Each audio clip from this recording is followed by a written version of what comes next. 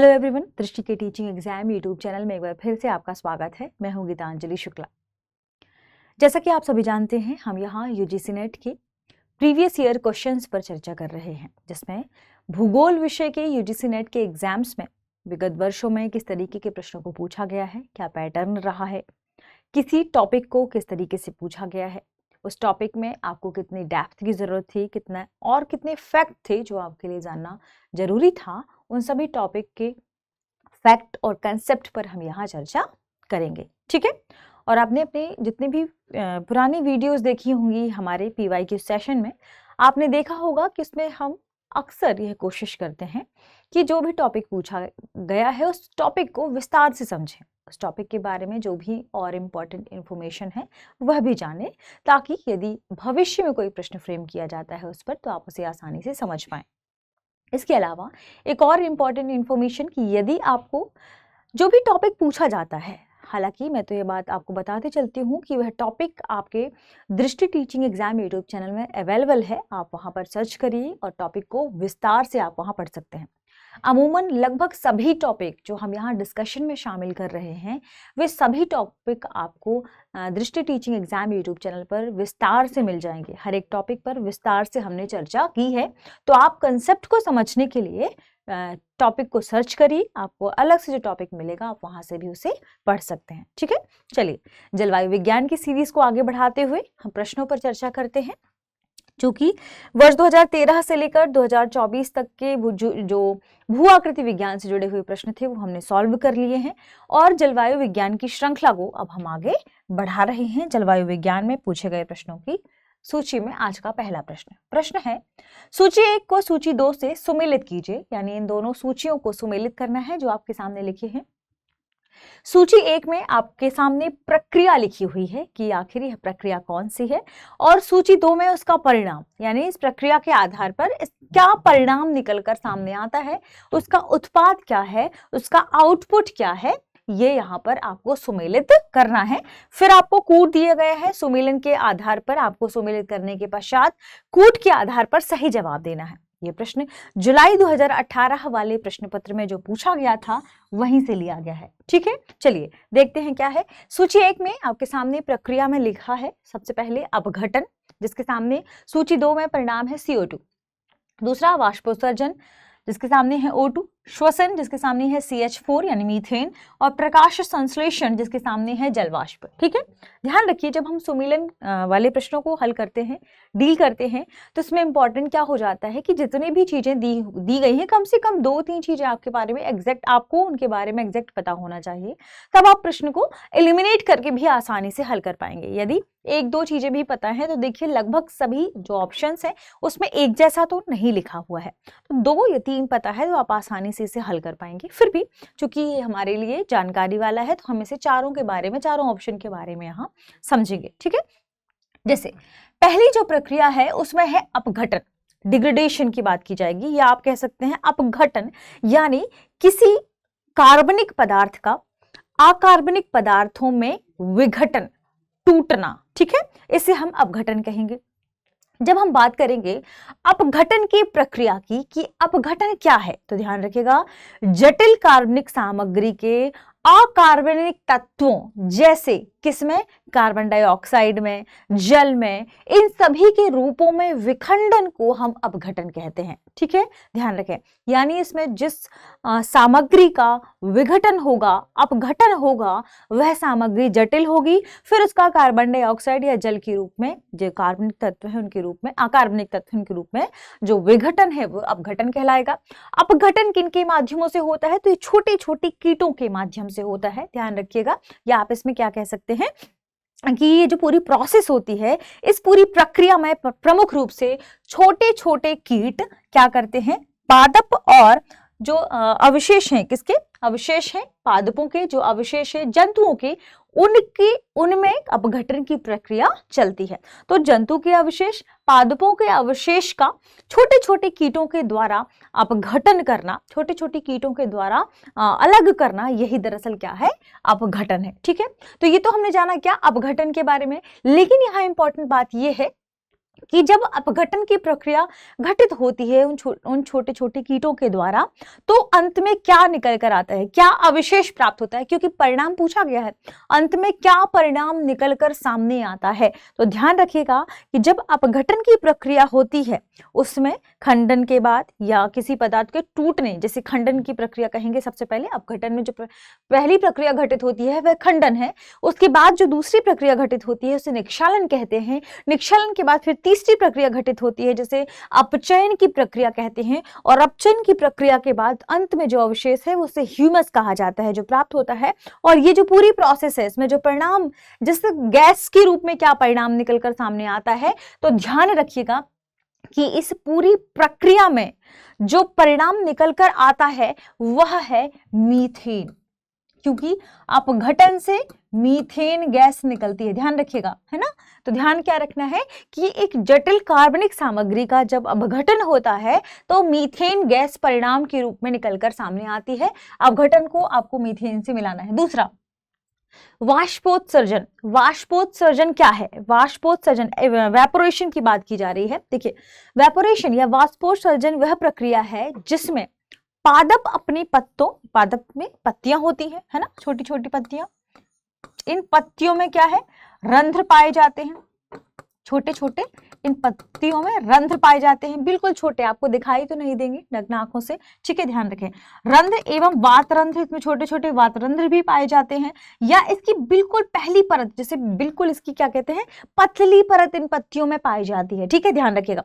तो वह प्रक्रिया जिसमें पादपों द्वारा अपनी सतह से, इसकी जो सतह है, पादप में जो सतह है, इन सतह में जो रंध्र पाए जाते हैं, जो वात रंध्र पाए जाते हैं, इन रंध्रों के माध्यम से, इन वात रंध्रों के माध्यम से, इसकी उपत्वचा के माध्यम से जो इस पौधे में अतिरिक्त जल है, इस अतिरिक्त जल का वेपोरेशन, वाष्पीकरण कर दिया जाता है, ठीक है। तो क्योंकि हम तो अपनी मर्जी से पौधे में जल डाल देते हैं, लेकिन उसे कितनी जरूरत है, अपनी आवश्यकता के अनुसार ये पौधा जल ग्रहण करता है।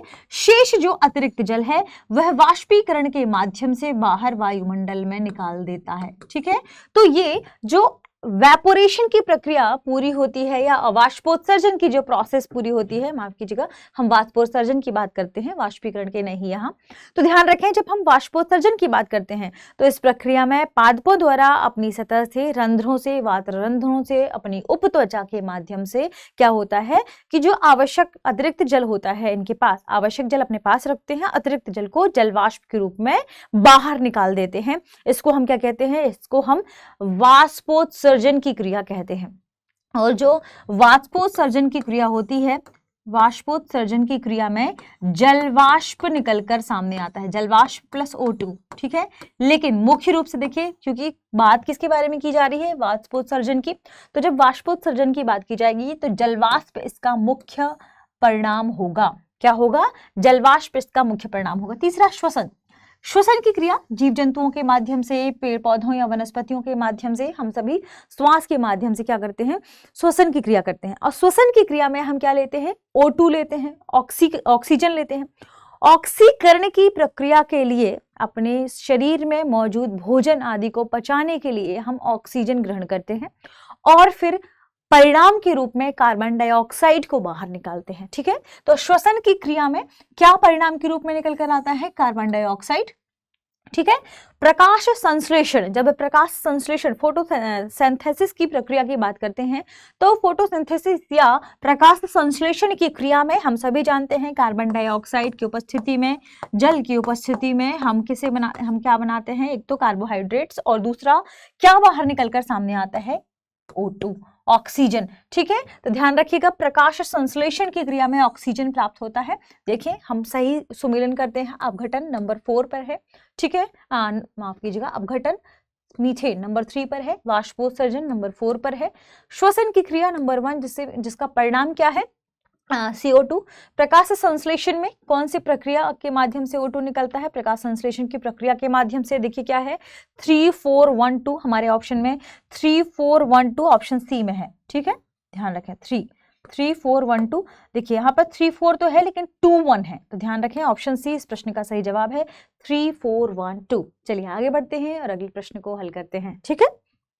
अगला प्रश्न है, अमेरिकी जलवायु विशेषज्ञ CW थॉर्नथ्वेट ने किस वर्ष में विश्व की जलवायु के वर्गीकरण की स्कीम का संशोधन किया था? ध्यान रखिएगा, अमेरिकी जलवायु विज्ञानी, जब हम बात करते हैं थॉर्नथ्वेट की, जिनका नाम क्या है? CW थॉर्नथ्वेट, ठीक है, ध्यान रखिएगा। इन्होंने किस वर्ष में, प्रश्न को ठीक से पढ़ना है क्योंकि यह पूछा है, विश्व की जलवायु के वर्गीकरण को संशोधित किया है, संशोधन इसका इन्होंने प्रस्तुत किया है। देखिए क्यों? क्योंकि सबसे पहले इन्होंने जो अपना अध्ययन किया था जलवायु को लेकर, इसके वर्गीकरण को लेकर, वह अमेरिका को आधार में बनाकर किया था। तो वर्ष 1931 में सर्वप्रथम इन्होंने अमेरिका के संदर्भ में, क्योंकि ये अमेरिकी जलवायु विज्ञानी थे, इन्होंने अमेरिका के संदर्भ में सबसे पहले जलवायु का वर्गीकरण प्रस्तुत किया था 1931 में। फिर इसके बाद विश्व के लिए इन्होंने विस्तारित कर दिया इस जलवायु वर्गीकरण को 1933 में, ठीक है। 1933 का जो इनका जलवायु वर्गीकरण था, जो विश्व के रूप में या संपूर्ण विश्व के रूप में इन्होंने विस्तारित किया, इसे इन्होंने संशोधित किया, क्योंकि अमेरिका के लिए जो प्रस्तुत किया था उसी को उन्होंने विश्व के रूप में विभाजित कर दिया और विश्व के रूप में क्या किया? विस्तारित कर दिया। विभाजित नहीं, यहाँ हम कहेंगे कि संपूर्ण विश्व को उन जलवायु पैटर्न में जो उन्होंने डिवाइड किए थे, बनाए थे, उसी में विभाजित कर दिया, ठीक है। इनके 6 प्रकार के जलवायु आधार मौजूद हैं, जलवायु वर्गीकरण मौजूद है, जिन्हें इन्होंने कैपिटल A से E तक लिया है, ABCDE, 6 है वैसे तो, F, जिसमें इन्होंने क्रमशः उष्णकटिबंधीय रीजन, उसके बाद थोड़ा सा जहां तापमान ज्यादा होगा यानी मध्य तापीय रीजन, फिर न्यून तापीय रीजन, फिर उन्होंने आगे डिवाइड किया है टैगा प्रदेश, टुंडा प्रदेश और लास्ट में हिमाच्छादित प्रदेश। तो 6 जो इन्होंने क्षेत्र बताए हैं जलवायु के, ABCDE और F। इस वर्गीकरण को वही हमने बताया, उष्णकटिबंधीय, मध्य तापीय, न्यून तापीय, टैगा प्रदेश, टुंडा प्रदेश और हिमाच्छादित क्षेत्र, ठीक है। जब इन्होंने डिवाइड किया इसे, तो इसके लिए एक टी करके तापीय दक्षता के आधार पर किस क्षेत्र में कितनी तापीय दक्षता है ये भी इन्होंने निकाला और इसे संशोधित किया पूरे विश्व के लेवल पर वर्ष 1948 के आसपास। या आप ध्यान रखें कि जब भी बात की जाएगी कि अपने जलवायु वर्गीकरण को CW थॉर्नथ्वेट ने कब वैश्विक लेवल पर एक महत्वपूर्ण संशोधन के बाद प्रस्तुत किया था, तो 1948 वर्ष आपको ध्यान रखना है, ठीक है। क्या ईयर है उसका? 1948। ये ध्यान रखिएगा कि सबसे पहले इन्होंने जो वर्गीकरण दिया था वह अमेरिका के संदर्भ में दिया था, ठीक है। ये भी आपको ध्यान रखना इंपॉर्टेंट फैक्ट है। फिर वर्ष 1933 के आसपास इन्होंने इसे विश्व के लेवल पर विस्तारित किया, वैश्विक लेवल पर विस्तारित किया और अंततः 1948 के बाद 48 के सन में इन्होंने इसे क्या किया? संशोधित किया। तो ऑप्शन डी इस प्रश्न का सही जवाब होगा, ठीक है। तो ध्यान रखिएगा, प्रसिद्ध जलवायु वैज्ञानिक चार्ल्स वॉरेन, इनका जो फुल फॉर्म है इनके नाम का, सी इसका मतलब है चार्ल्स, ठीक है, और डब्ल्यू मीन्स वॉरेन, फिर इसके बाद थॉर्नथ्वेट, इनका ये फुल फॉर्म है। आगे बढ़ते हैं और अगले प्रश्न को देखते हैं। अगला प्रश्न है, निम्नलिखित में से सममंडल यानी होमोस्फीयर में सापेक्षिक रूप से अक्रिय नाइट्रोजन के विशाल भंडार का मुख्य स्रोत कौन सा है? प्रश्न को ठीक से पढ़िए। सबसे पहली बात, सममंडल की बात की जा रही है। सममंडल यानी हमने जब तापीय आधार पर वायुमंडल की विभाजन की बात की थी, आपको ये दृष्टि टीचिंग एग्जाम यूट्यूब चैनल पर ये पूरी वीडियो विस्तार से मिल जाएगी, जिसमें हमने वायुमंडल के संगठन की बात की, वायुमंडल के स्ट्रक्चर की बात की, उसकी संरचना की बात की। संरचना में हमने पढ़ा कि वायुमंडल को 2 आधार पर डिवाइड किया गया है। एक तो वायुमंडल की तापीय संरचना के आधार पर, दूसरा वायुमंडल की रासायनिक संरचना के आधार पर। तापीय संरचना के आधार पर हमने 4 प्रकार पढ़े थे, जो क्रमशः 0 से यानी धरातल से 0 किलोमीटर 0 किलोमीटर से ऊपर तक विस्तारित है, जिसमें हमने सबसे पहले क्षोभमंडल पढ़ा, इसे भी हमने विस्तार से कवर किया है लगभग सारे इंफॉर्मेशन के साथ, सारे फैक्ट के साथ। फिर हमने समताप मंडल पढ़ा, फिर मध्य मंडल पढ़ा और अंत में हम तापमंडल की ओर बढ़ते हैं। इन चारों मंडलों को हमने विस्तार से अलग अलग एपिसोड में कवर किया है। ये भी आपको दृष्टि टीचिंग एग्जाम यूट्यूब चैनल पर मिल जाएगा, विजिट करिए और विस्तार से सारे फैक्ट को समझिए, क्योंकि ये आपकी तैयारी के लिए इंपॉर्टेंट है, ठीक है। फिर हमने रासायनिक संरचना के आधार पर भी वायुमंडल को डिवाइड किया था, और रासायनिक संरचना के आधार पर हमने इसे दो मंडलों में विभाजित किया था, एक सममंडल और दूसरा विषम मंडल। और हमने उसमें विस्तार से देखा कि कैसे जो गैसें पाई जाती हैं वायुमंडल में विभिन्न परतों पर, कैसे इन गैसों के आधार पर इसे आगे डिवाइड किया गया है। सममंडल में हमने कौन कौन सी गैसों के बारे में चर्चा किया है, या आप वहां देखिए, आपको कमेंट सेक्शन में भी बताना है यदि आपको पता है। और विषम मंडल में कौन सी गैसों की ज्यादा प्रधानता है, आपको ये भी बताना है। ठीक है, जब हम इस प्रश्न की ओर जाएंगे तो इसमें क्या लिखा है कि निम्नलिखित में से सममंडल यानी होमोस्फेयर में सापेक्षिक रूप से अक्रिय नाइट्रोजन, इसके विशाल भंडार, इसका मुख्य स्रोत, मुख्य सोर्स क्या है। ठीक है, हमारे पास ऑप्शन है, ऑप्शन ए ज्वालामुखी गतिविधियां, ऑप्शन बी जीवाश्म ईंधन जलना, ऑप्शन सी अम्ल वर्षा, और ऑप्शन डी वैश्विक ऊष्मन, ग्लोबल वार्मिंग। ये भी जुलाई 2018 का ही प्रश्न है। देखिए, जब हम सममंडल की बात करते हैं और सममंडल में पाई जाने वाली गैस नाइट्रोजन की बात करते हैं, देखिए नाइट्रोजन हमारी वायुमंडल में सबसे ज्यादा मात्रा में पाई जाने वाली गैस है। ठीक है, और नाइट्रोजन की अधिक मात्रा होने का मुख्य कारण क्या है कि जो नाइट्रोजन है वायुमंडल में सर्वाधिक मात्रा में पाई जाती है, यह कहीं ना कहीं हमारी पूरी पृथ्वी पर या पूरे वायुमंडल पर जो ऑक्सीजन का लेवल है उसे मेंटेन करने के लिए है। तो नाइट्रोजन की अगर ज्यादा मात्रा है तो ये अच्छा है। नाइट्रोजन का जो प्रतिशत है वायुमंडल में ज्यादा है, क्यों अच्छा है? क्योंकि नाइट्रोजन ऑक्सीजन गैस को रोक कर रखती है। ऑक्सीजन गैस में दहन क्षमता पाई जाती है, तो इसकी दहन क्षमता बहुत अधिक विस्तारित ना हो, इसके लिए नाइट्रोजन अधिक होना जरूरी है। ठीक है, तो नाइट्रोजन का जो प्रतिशत है वो काफी इंपॉर्टेंट है हमारे लिए, क्योंकि ऑक्सीजन की दहन क्षमता को कंट्रोल करके रखती है। ठीक है, दूसरी बात, नाइट्रोजन गैस सभी जीव जंतुओं और पादपों के लिए इंपॉर्टेंट है। क्यों? क्योंकि नाइट्रोजन गैस जीव जंतुओं और पादपों में जो प्रोटीन है उस प्रोटीन के निर्माण के लिए जरूरी है।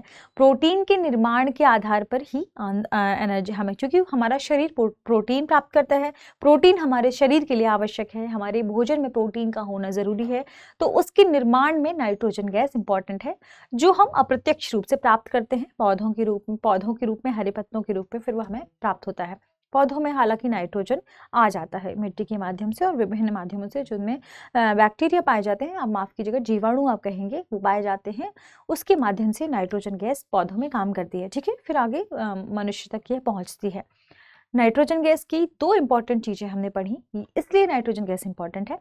जब हम बात करेंगे सममंडल के बारे में, तो इतने किलोमीटर पर, इतनी ऊंचाई पर नाइट्रोजन कहाँ से आएगी, या हम चूंकि नाइट्रोजन लगभग सममंडल लगभग 80 किलोमीटर तक विस्तारित है, ध्यान रखें 80 किलोमीटर की बात की जाएगी, इसका मतलब इसमें क्षोभ मंडल भी कवर हो जाएगा, इसमें समताप मंडल भी कवर हो जाएगा, और इसमें मेसोस्फीयर यानी आप कह सकते हैं कि मध्यमंडल वाला हिस्सा भी कवर हो जाएगा। ठीक है, तो जब हम तीनों मंडल इसमें कवर हो रहे हैं, इसका मतलब कि हम लगभग सारी गैसें यहाँ पाई जाती हैं।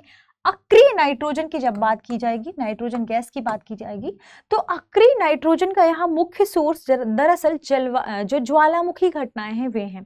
ज्वालामुखी घटनाओं के फलस्वरूप जो ज्वालामुखी की राख है समुद्री लेवल पर तलछट पर वही पाई जाती है। तो तलछट पर जो या इतने किलोमीटर पर जो अक्रिय जो नाइट्रोजन गैस है, इसका मुख्य सोर्स क्या है, तो ध्यान रखिएगा ज्वालामुखी गतिविधियां इसका मुख्य सोर्स है। ज्वालामुखी गतिविधियों के माध्यम से सममंडल के इतने डिस्टेंस पर, इतने किलोमीटर पर अक्रिय नाइट्रोजन गैस पाई जाती है। इसका विशाल भंडार इसकी वजह से ही मौजूद है। ठीक है, चलिए आगे बढ़ते हैं, और आगे बढ़ते हुए अगला प्रश्न देखते हैं। प्रश्न है, वर्ष 1750 के बाद, औद्योगिक क्रांति के बाद की बात चल रही है। ठीक है, प्रश्न क्या है, वर्ष 1750 के बाद से वायुमंडल में हुई कार्बन डाइऑक्साइड की वृद्धि के संबंध में निम्नलिखित में से कौन सा प्रतिशत वर्ग सही है? प्रतिशत का वर्ग है तो 2% हर एक ऑप्शन में दिया गया है। ठीक है, अब आपको ये बताना है कि 1750 वर्ष 1750 के बाद किस रीजन की कितना प्रतिशत कार्बन डाइऑक्साइड में वृद्धि हुई है, ध्यान रखिएगा।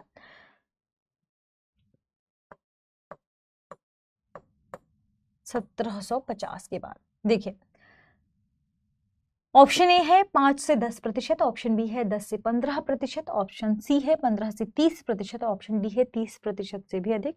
0.003% की बात की जाती है जब भी कार्बन डाइऑक्साइड के प्रतिशत की बात की जाएगी। अमूमन हम सभी जानते हैं सबसे ज़्यादा मात्रा में हमारे वायुमंडल में, पृथ्वी में नाइट्रोजन गैस पाई जाती है, फिर ऑक्सीजन, फिर ऑर्गन, ठीक है। उसके बाद अन्य गैसों का क्रम आता है, जिसमें परिवर्तनशील गैसों की यदि हम बात करें तो परिवर्तनशील गैसों में कार्बन डाइऑक्साइड जैसी गैसें शामिल हो जाती हैं, ठीक है। कार्बन डाइऑक्साइड प्रमुख रूप से ग्रीन हाउस गैस के रूप में मानी जाती है। क्यों? क्योंकि कार्बन डाइऑक्साइड सूर्य की जो किरणें हैं, सूर्य से जो किरणें प्राप्त होती हैं उसके लिए पारदर्शी होती है, ठीक है। सूर्य की किरणें कार्बन डाइऑक्साइड की वजह से कहाँ पर, पृथ्वी पर बनी रहती हैं। तो ये जो सूर्य की किरणों से तापन प्राप्त हुआ, कार्बन डाइऑक्साइड को क्रॉस करके यहाँ पहुंचती हैं। कार्बन डाइऑक्साइड गैस क्या करती है, ये सूर्य की ताप किरणों से जो ताप प्राप्त हुआ है, इस ताप को पृथ्वी पर, वायुमंडल पर बनाए रखने, रोक कर रखने का काम करती है कार्बन डाइऑक्साइड। इस वजह से कार्बन डाइऑक्साइड वैश्विक तापन के लिए जिम्मेदार गैस मानी जाती है। क्यों? क्योंकि सूर्य से आने वाली किरणों से जो ताप प्राप्त होता है, उस ताप को कार्बन डाइऑक्साइड यहाँ रोक कर काम करती है, रोकने का काम करती है। तो जब तक कार्बन डाइऑक्साइड की मात्रा बढ़ी नहीं थी, ठीक है, जितना प्रतिशत जरूरी था, जितना प्रतिशत था कार्बन डाइऑक्साइड का, तब तक तो ये ठीक था, जरूरी था। क्यों? क्योंकि पृथ्वी पर एक निश्चित तापमान बनाए रखना जरूरी है। पृथ्वी के जो भी पृथ्वी की ऊपरी हिस्सा है, पृथ्वी का धरातल है, पृथ्वी की सतह है या हमारा वायुमंडल है, इन सभी पर एक निश्चित तापमान बनाए रखना जरूरी है, नहीं तो शीतलन की अवस्था आ जाएगी, ठीक है। इस तापमान को बनाए रखने में क्या इंपॉर्टेंट थी, कार्बन डाइऑक्साइड गैस। क्यों? क्योंकि कार्बन डाइऑक्साइड गैस इन किरणों से प्राप्त जो ताप है, इसे यहाँ मेंटेन रखने में सक्षम थी। अब इसी कार्बन डाइऑक्साइड गैस की मात्रा यदि बढ़ेगी, तो ये मात्रा के बढ़ने से क्या होगा कि ये जो तापन प्राप्त हो रहा है हमें सूर्य की किरणों से, कार्बन डाइऑक्साइड की मात्रा बढ़ने से ये तापन भी बढ़ रहा है। ये जो सूर्य की किरणों से हमें ताप प्राप्त हो रहा है, टेम्परेचर, तापमान प्राप्त हो रहा है, कार्बन डाइऑक्साइड अब इसे और ज्यादा रोक कर रखने में सक्षम होगी। तो जितनी हमें आवश्यकता है, अब उससे अधिक यदि तापमान बढ़ेगा, इसका मतलब क्या होगा कि पृथ्वी पर तापमान बढ़ रहा है। पृथ्वी के जो तापमान बढ़ने की अवस्था है वह बढ़ रही है। और ये कैसे हो रही है? ये कार्बन डाइऑक्साइड के बढ़ने की वजह से हो रहा है। तो जो मानव के द्वारा जितने भी, चाहे गैस हो, प्राकृतिक गैसें हो, जीवाश्म ईंधन हो, इन सभी के जलाने की वजह से जो मानवीय गतिविधियां हैं, मानवीय गतिविधियों की वजह से जो जीवाश्म ईंधन का जलन, दहन हो रहा है, इससे कार्बन डाइऑक्साइड की मात्रा बढ़ रही है। और कार्बन डाइऑक्साइड की मात्रा की बढ़ने की वजह से, CO2 की मात्रा बढ़ने की वजह से वैश्विक तापन बढ़ रहा है, जो कहीं ना कहीं ग्लोबल वार्मिंग का खतरा है। इससे जलवायु परिवर्तन हो रहा है। ये ध्यान रखिएगा कि 1750 के बाद कार्बन डाइऑक्साइड की यदि हम वृद्धि की बात करें प्रतिशत के रूप में, तो ये लगभग 50% तक हुआ है। तो यदि हम हमारे आंसर की बात करें इस प्रश्न की, तो जो यह वर्ग है ये 30% से अधिक में शामिल होगा। ऑप्शन डी इस प्रश्न का सही जवाब होगा कि जो कार्बन डाइऑक्साइड की मात्रा है 1750 के बाद, वर्ष 1750 के बाद, औद्योगिक क्रांति के बाद लगभग 30% से अधिक, यानी 50, एग्जैक्ट डेटा की बात करें तो 45 से 50% माना जा रहा है। और इस प्रश्न के सही जवाब की बात करें तो ऑप्शन डी सही होगा, 30% से अधिक, ठीक है। चलिए आगे बढ़ते हैं और अगले प्रश्न पर चर्चा कर लेते हैं। अगला प्रश्न है, नीचे दो कथन दिए गए हैं, एक अभिकथन ए और दूसरा तर्क आर है। नीचे दिए गए कूट की सहायता से सही उत्तर का चयन करना है। अभिकथन ए है, ITCZ intertropical conversion zone, ITCZ, इसका स्थानांतरण भूमि की अपेक्षा समुद्र पर अधिक होता है। दूसरा है तर्क आर, ये क्या कह रहा है, भूमि की सतह जलाशयों की तुलना में अधिक गर्म हो जाती है। आपके पास ऑप्शन है, option A B C D, small A, small B, small C, small D के रूप में, जो क्रमशः है। ए और आर दोनों सही हैं तथा आर ए की सही व्याख्या है। ऑप्शन बी है, ए और आर दोनों सही हैं किंतु आर ए की सही व्याख्या नहीं है। ऑप्शन सी है, ए सही है किंतु आर गलत है। और ऑप्शन डी है, ए गलत है किंतु आर सही है। नवंबर 2017 के प्रश्न पत्र में ये प्रश्न पूछा गया था।